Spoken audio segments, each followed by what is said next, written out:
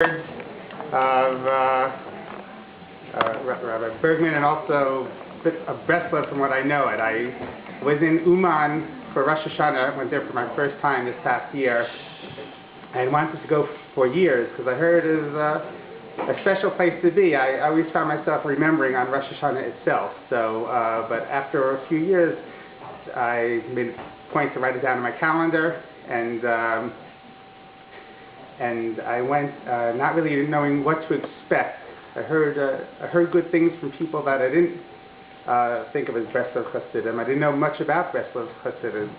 All I knew were these guys who would come to the pizza place and always have their pamphlets that they would try and push on you. But when I got there, it was kind of a bit of an eye-opener for me.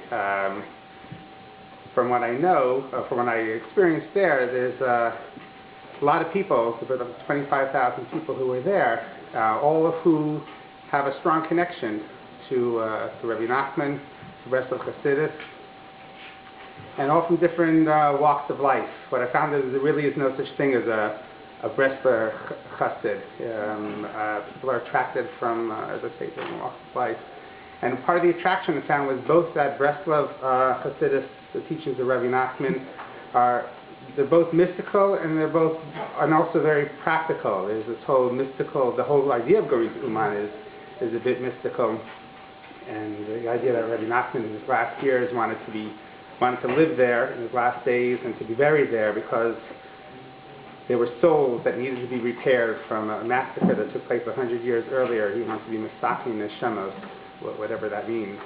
But on a practical level, there's much about Breslov that's appealing. The sense of hisbadrus, which maybe Rabbi Bergman will talk more about. This idea of communing with Hashem, taking time out every day to talk to Hashem, in your own words, in your own language.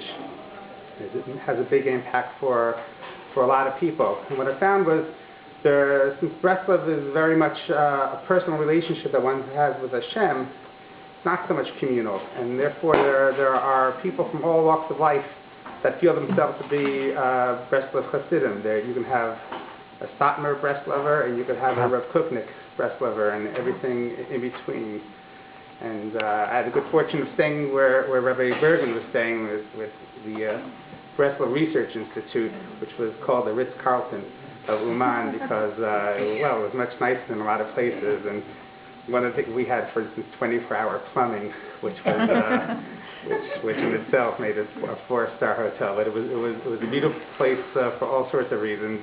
And I got a chance to read Rabbi Bergman. I smuggled into the Ukraine. I smuggled in about a kilo of Starbucks Kenya roast. And as a result, it was a good way to make a lot of friends. And he and I would have our morning cup of coffee and discuss problems of the world and the like. So, introduce Rabbi Bergman.